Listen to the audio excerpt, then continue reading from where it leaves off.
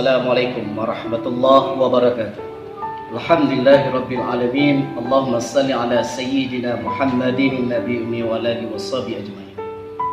Kami keluarga besar Dayah Madinatul Amilin Al-Fatah, Desa Kabung, Kecamatan Gunung Sabi, Aceh Jaya, menghimbau kepada seluruh pelajar dan seluruh warga Aceh Jaya dalam menangani musibah COVID-19 yang berlaku sudah begitu lama. InsyaAllah kita selaku muslim untuk ikhtiar waspada dalam menanggapi hal ini. Yang pertama, kita patuhi protokol kesehatan.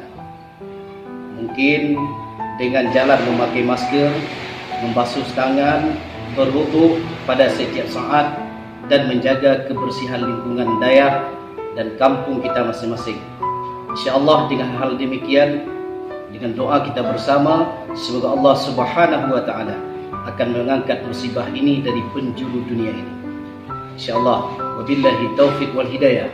Assalamualaikum warahmatullahi wabarakatuh.